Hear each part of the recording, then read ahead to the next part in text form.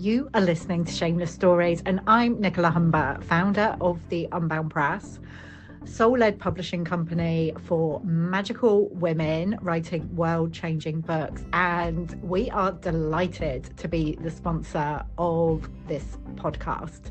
So enjoy, magical one. Welcome to another episode of Shameless Stories, the podcast that aims to lift the lid on all things shame and give listeners a taste of what it is like to live on the other side of it. And I always have amazing guests coming on and sharing their stories and their journeys with shame. And today I am honoured to be joined by Katrina Loukas. Hopefully I said that right.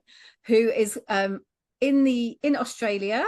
I've got another Australian today. I'm very excited. I'm speaking to people all over the world. It's so cool. And Katrina is the author of Shakina Speaks and also the founder of the Lifehackers Institute. You're a psychotherapist and a social entrepreneur, and I'm really excited to get to dig in because we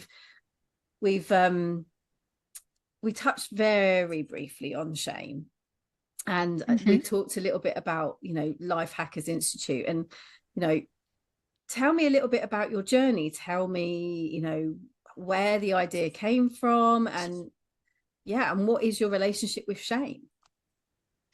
Okay, thank you for having me on the show. Mic drop. Thanks for having me on your show, Sarah. I really appreciate it. Well, Lifehackers Institute's like a boutique wellbeing creative sort of agency. We do therapies. We think outside the box, and we do a lot of behavioral interventions. So, especially for people with disability. I love working with what we call non-speakers, people on the autism spectrum. And digging deep and understanding them. And but my journey with shame, I'm of Greek ethnicity, so shame seems to be built in to the fabric of the culture, whether it's very surface level and it's that emotional guilt. Like, oh, that's okay, don't worry, we know you're busy, you can't come today, sort of thing, from parents, to feeling shame innately because you're a woman, Right. and you might have sexual feelings, and in the culture it's kind of shamed upon sometimes, so you grow up with that. And so my journey, about was it 15 years ago, I retrained from being a mathematician and a statistician to being a psychotherapist and holistic counselor. And the reason I did that was because I lost my sister to an accident. She was 34, and it was such a shock and such a shift. And I just couldn't find what I was looking for to help me through my journey. And so I retrained and I studied. And I thought, even if I never practice, I'll be doing it for myself so I can understand myself in this journey. And through that process, shame became a big part of the unraveling, and of all the programs and all the things that got stuck in my psyche as I grew up. But yeah, so then I started what was called Sacred Mysteries, and I did have a YouTube channel, and I was doing shows and stuff. And I wrote a book called The Matrix Exposed, and just talking about the Matrix and how binding it is. Yeah. But through that process and through meeting myself, through unraveling myself and shedding those layers of shame, I got to thinking what a blessing they were, because underneath the shame was a protective barrier.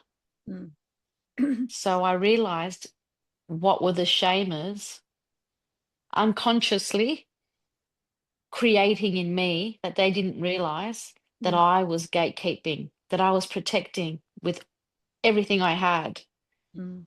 because whatever it was sacred.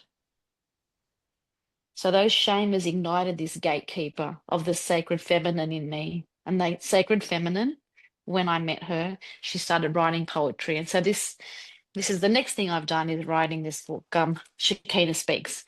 And that's the voice of I call it the shadow feminine, the one that carries the shame.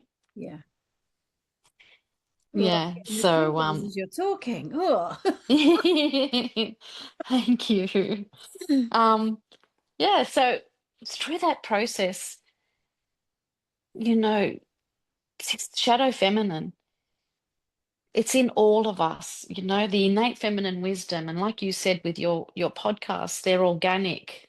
You do not control anything, you just let it flow, you let things unravel. And the innate feminine wisdom knows that. And when you take that torch and you take it to any aspect of your life, life becomes sacred. Work is sacred service. Lovemaking is sacred facilitation. So I think the shamers don't realize Yeah. what they create, but they create that gatekeeper, and that gatekeeper protects, and it protects the sacred in every woman. Hmm. So that's my journey with shame. And I It's guess once you opening that door, connect to isn't that, it? yeah, once you connect to that vulnerability, that's powerful. Mm. You can become unshakable, and we need to be unshakable. We need not to be bribed with the wonders of materialism to the point where we need to say no. I'm not cutting down that tree to build that house. I want to work around it. You know, no, I'm not studying that degree because I don't agree with what it's teaching me. I'm not practicing that. Do you know what I mean? I think we need to connect with that sacred flame inside of us and be unshakable.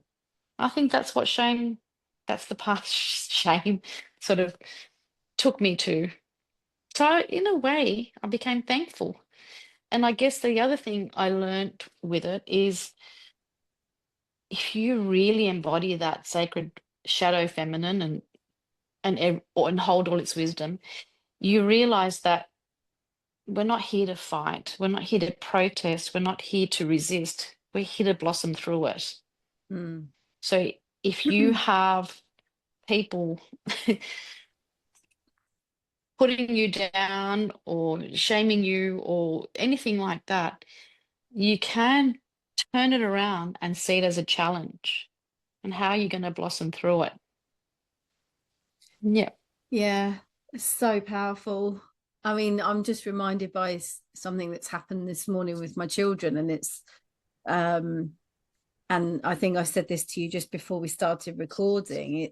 It's actually really affirming when you watch somebody near, like close to you, not do the same thing you would have done, because they move through these things quicker now, and there are things in process, or parents are doing the work now.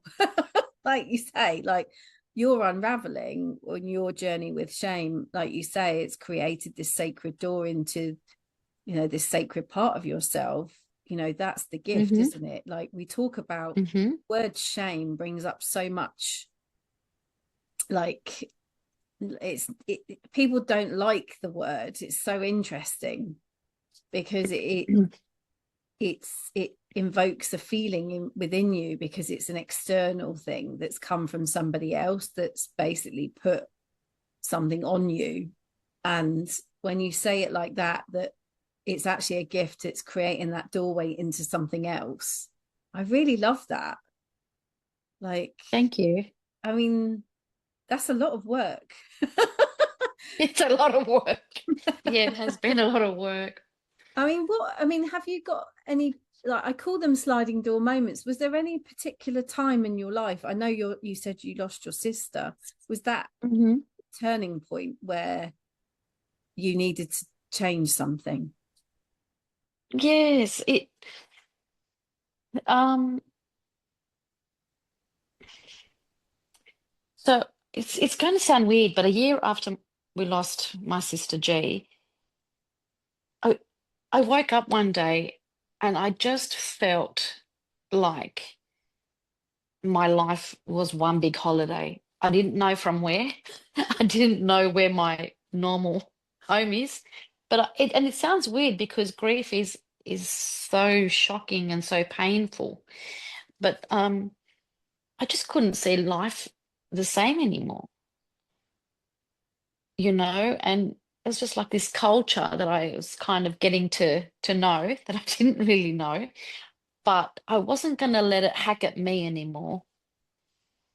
I was going to hack it Yeah. from that perspective.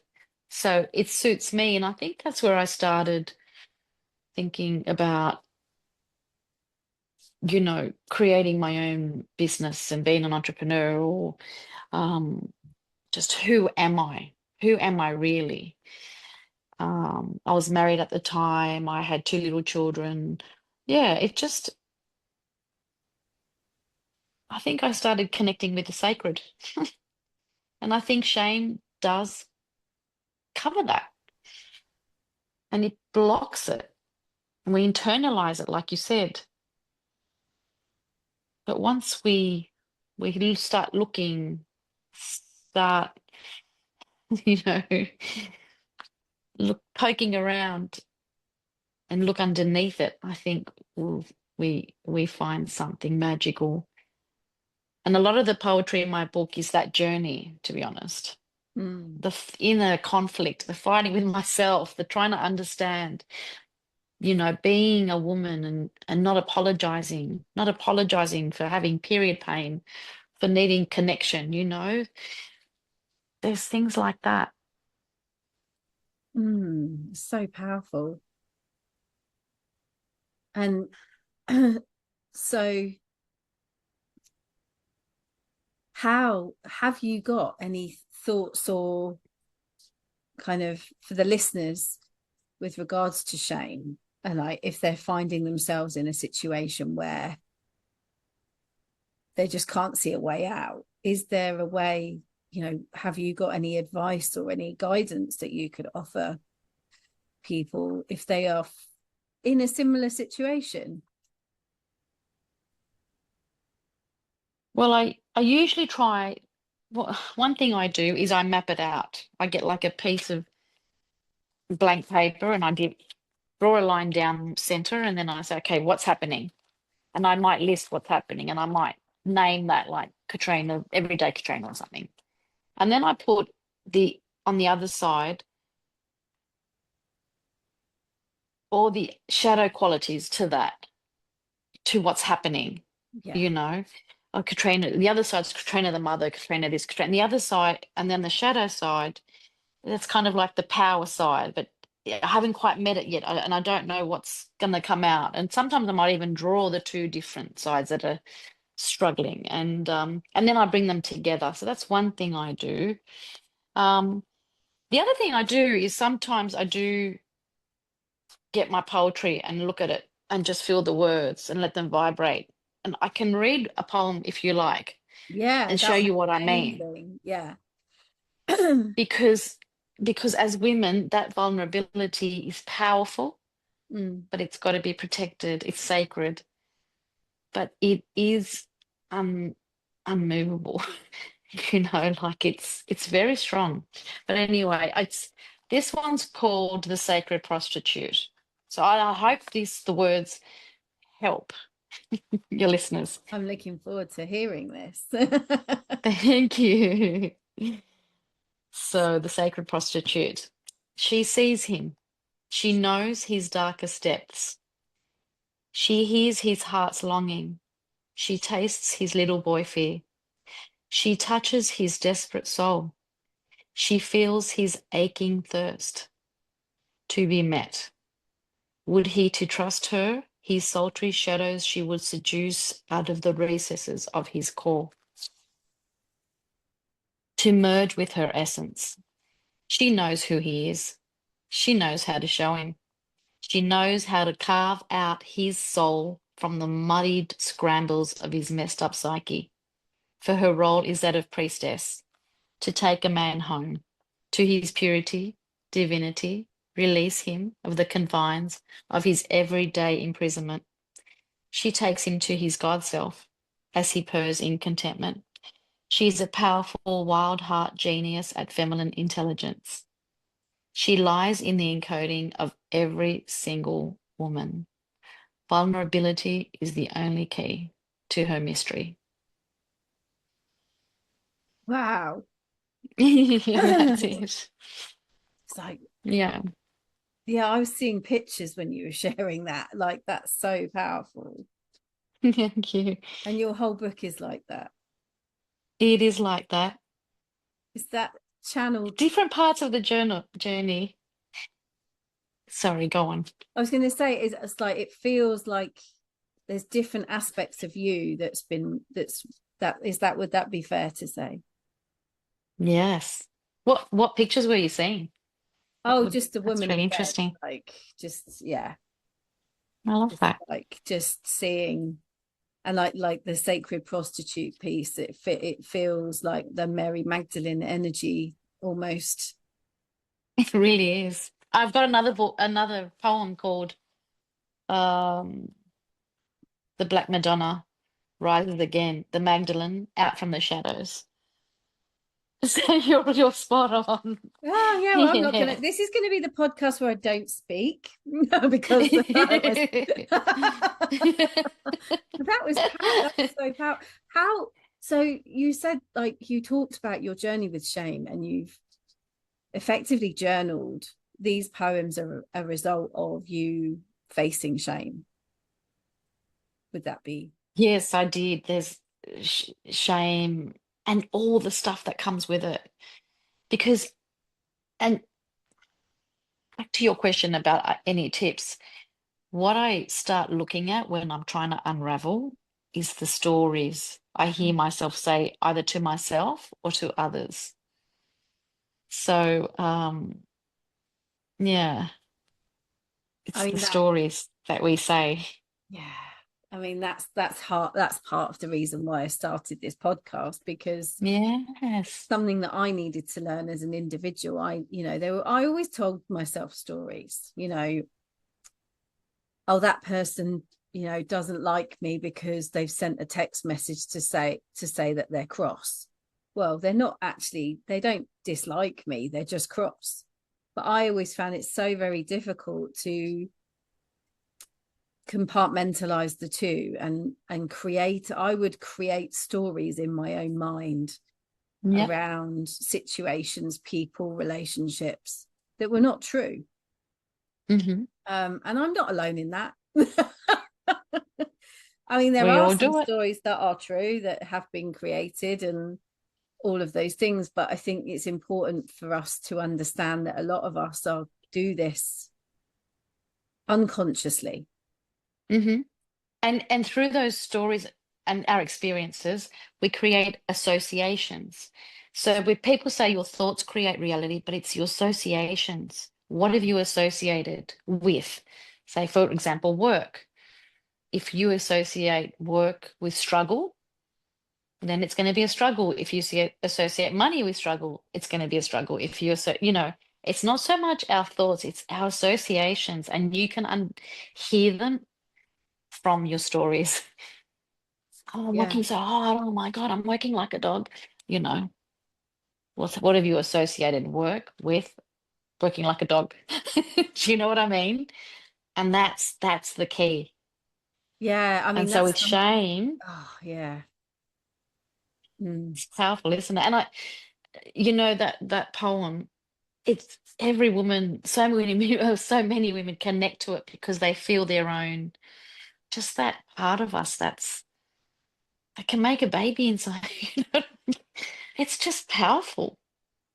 Mm. That just knows that what our daughter needs when she's one, even though she hasn't told us, or our son why he's crying when he's 5, or do you know what I mean? It's just that we're just so powerful.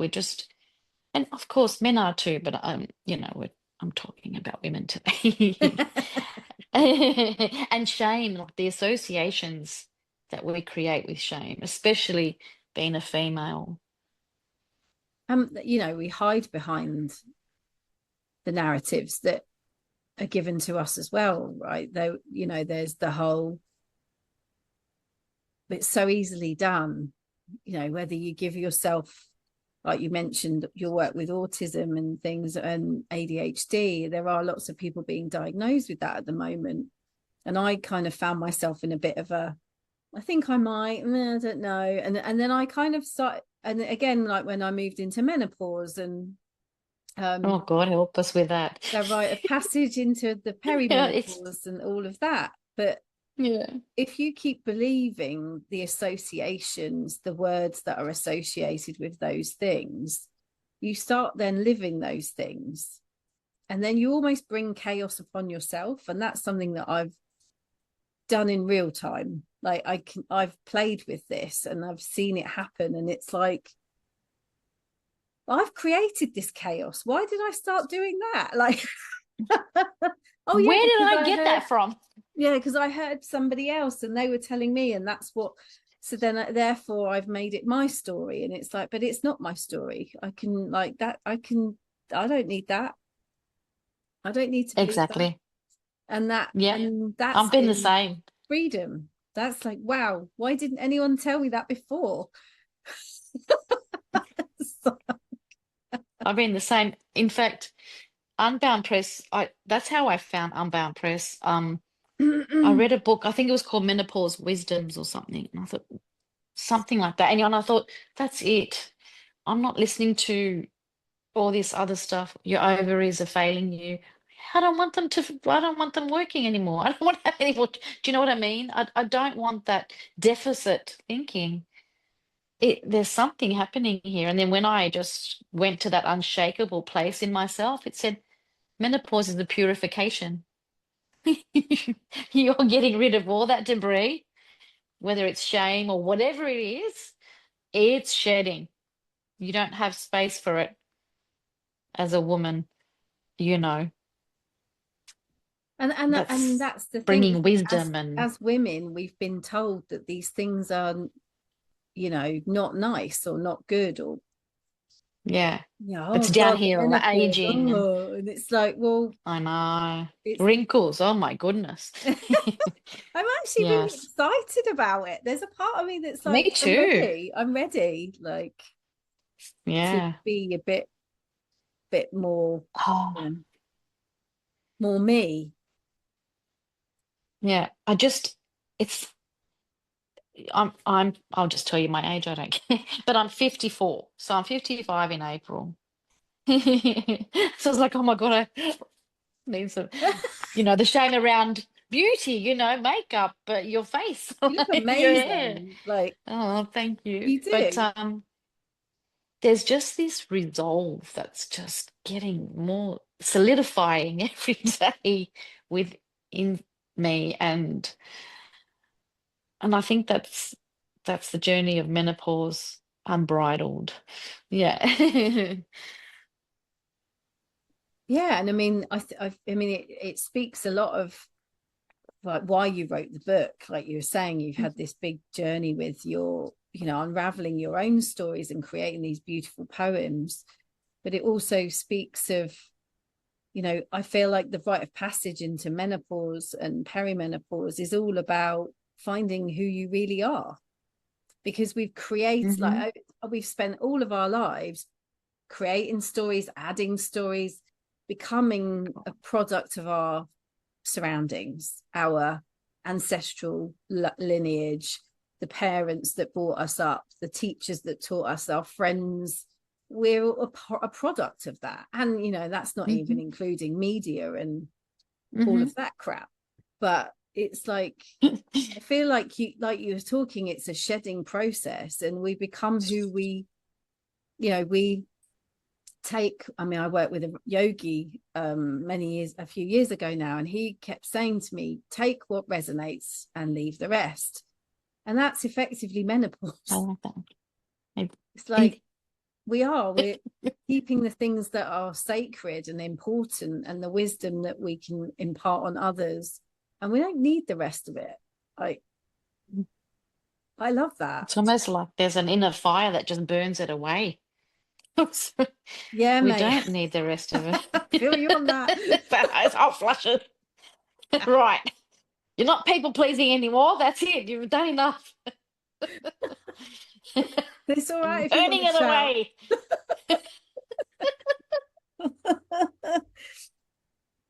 Oh, yeah. I love that. That's so cool. So can people get your book now? Yes, it's on Amazon.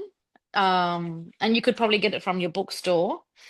But I call it divination poetry for the unbridled woman. That's the subtitle, because it does, like, if you just use your thumb and just open it, I think you'd open to a page or to a poem that, like you had that experience. It's just written by a voice that we can all connect to.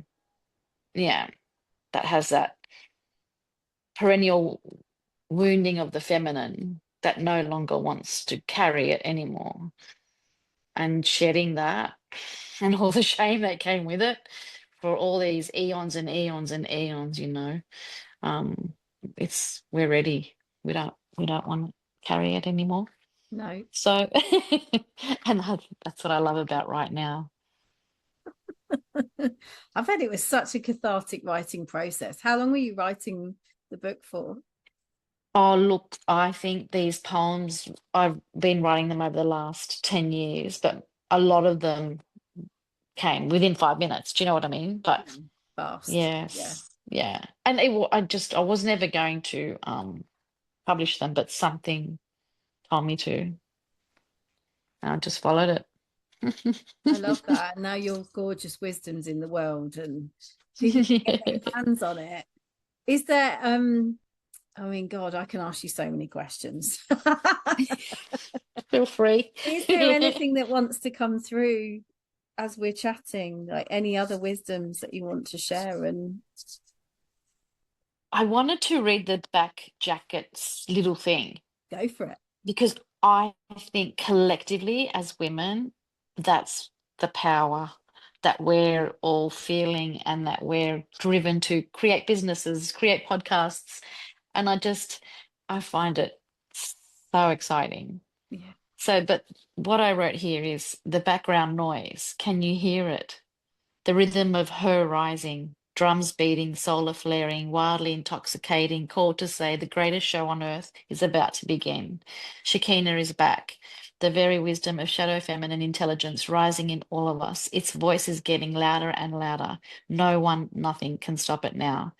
The time has arrived. Brace yourselves, hug your sisters and brothers. She can't be stabbed out any longer. The stakes are about to get balanced. It's time. Wow. Oh, again, the shivers. Yeah. Yeah, but we know it. Oh God, like goosebumps, seriously. Oh. Oh, amazing. I That's think it. just it's such a call to arms. I feel like this kind of started happening 5 or 6 years ago, and now it's really starting to come to the forefront. There's so much going on out there. Oh, and every time I meet a woman like yourself that just has so much to share and is just driven to do play her part in this greatest show on earth, it's just, I'm like, oh, love it. I Well, just love to hear it. we're done not keeping quiet anymore. Yeah, yeah. But I think as well, like, I feel for the men. I mean, it was so Oh, I interesting. know. I saw someone on social media earlier who was describing her mood through her cycle. And like there was a man who'd commented on it going, oh my God, as if, now I need to plan what she's going to be like each month. It's like, do you know what? If we knew more about that, then it would probably be more helpful. Even the shame around having your periods. I've got to hide it. Like, I've got to. Yeah. Good on her and good on us for going, that's it. No more little girls should be seen and not heard. Like, we're not listening to that anymore. We're shouting from the rooftops. We're done. So how can people find you and your wonderful book? So this book, it just says by Katrina. So it's this one. Because I think there's another Shakina book out there of poetry, but this is my one. It's the one that says by Katrina. I love that. Yeah, and I love she did a great job. I forgot her name, but if anyone wants to know who the artist is that did it, please reach out to me or Unbound Press. But yeah, they could just look up my website, lifehackers.institute. Yeah. Amazing. And you'll find contact there. Well, unless you've got anything else you want to leave behind, anything else? No. Through. I've absolutely loved speaking to you. It's just been an absolute joy, and I can't wait to get my hands on a copy of your book. Guys, you know where to find it. I will leave all the information about Katrina and her book and her work in the show notes. But if you do have any comments, do let us know. We're always interested to hear about people's feedback. And thank you again for coming along and sharing your story, Katrina. Thank you, Sarah. Thank you for having me on your show. I've enjoyed it. It's been a pleasure, and I can't wait to share your episode. So please do come back for another episode, and I will see you all soon. Thank you. Bye.